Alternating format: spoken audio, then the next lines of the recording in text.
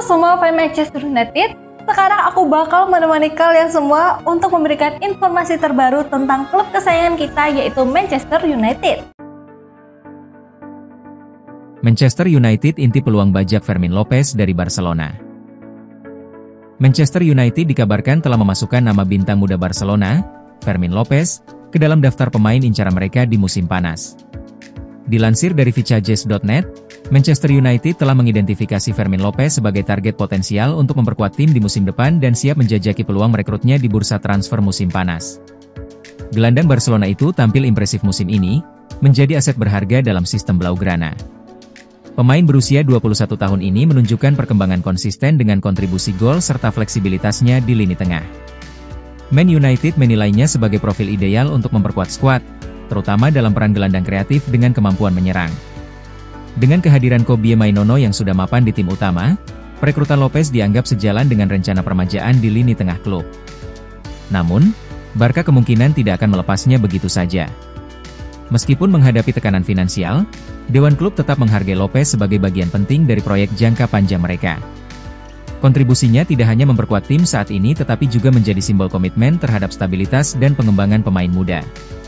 Dari pihak sang pemain sendiri, belum ada indikasi keinginan untuk hengkang.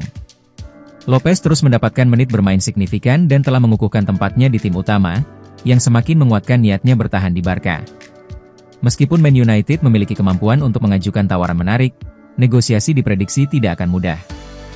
Masa depan Lopez akan sangat bergantung pada perkembangan pembicaraan dalam beberapa bulan ke depan.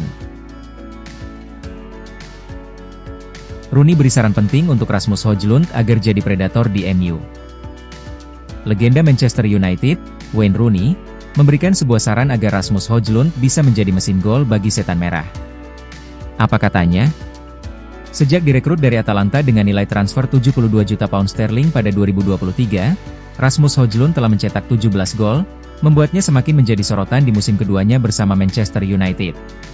Pada musim 2024-25, performanya menurun dengan hanya 2 gol di Liga, dan ia belum mencetak gol sejak 12 Desember.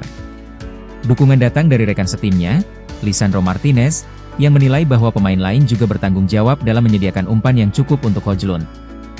Situasi ini terlihat dalam laga Liga Eropa melawan Real Sociedad pekan lalu, ketika Højlund berhasil melewati lawan dan masuk ke kotak penalti, tetapi Diogo Dalot memilih untuk tidak mengirimkan umpan mendatar kepadanya.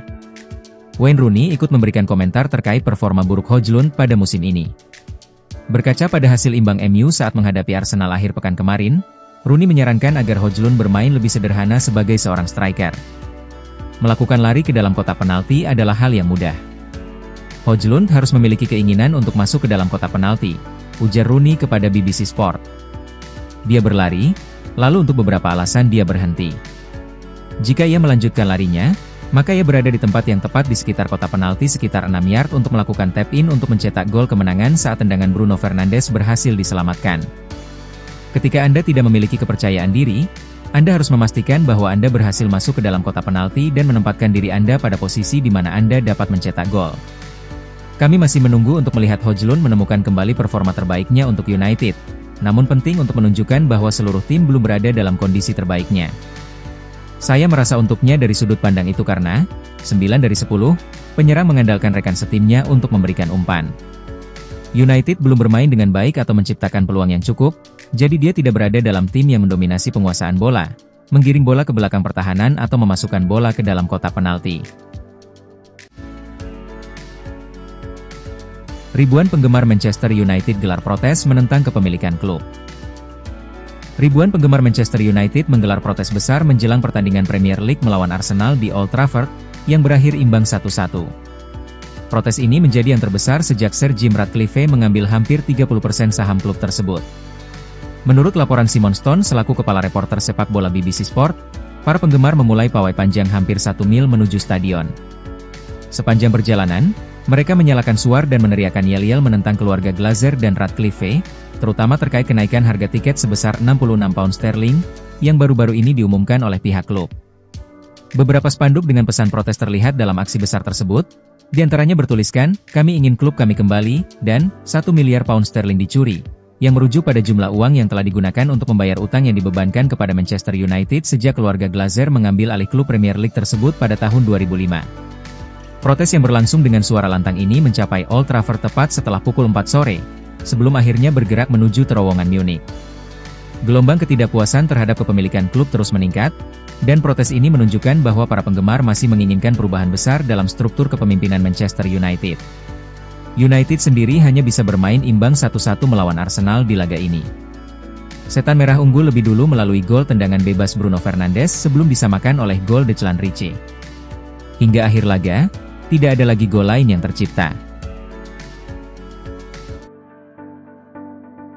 Ruben Amorim membuat klaim besar tentang Eindhoven setelah debut Liga Primer melawan Arsenal.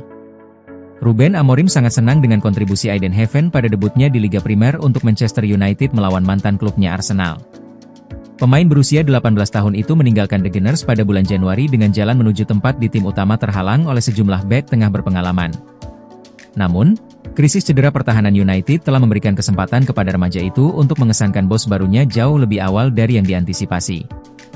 Heaven masuk sebagai pemain pengganti di menit-menit terakhir kekalahan di Piala FA melawan Fulham dan ia mulai beraksi di awal babak kedua pada hari Minggu setelah Lenioro dipaksa keluar lapangan.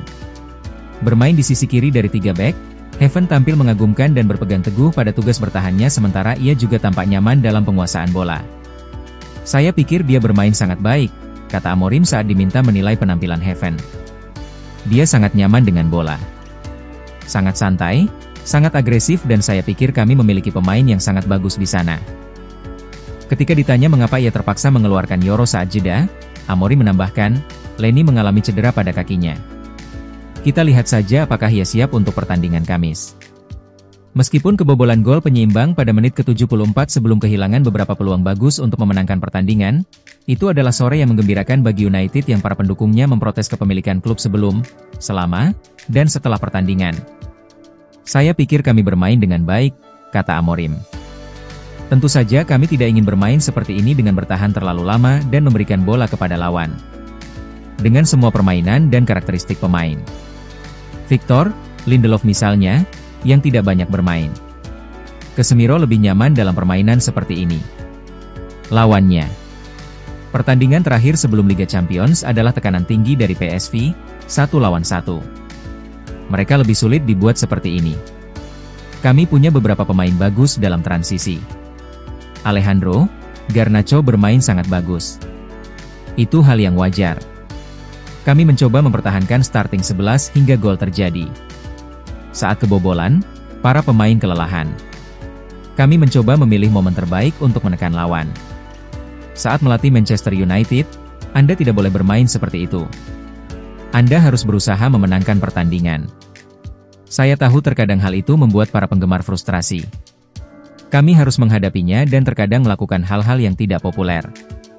Mengenai protes para penggemar sebelum pertandingan, ia menambahkan, "Klub ini tidak akan pernah mati, itu jelas. Anda merasakannya di jalan. Ini adalah bisnis besar dan mungkin semua penggemar di liga ini terkadang merasa lebih sulit untuk pergi ke pertandingan dan membayar tiket.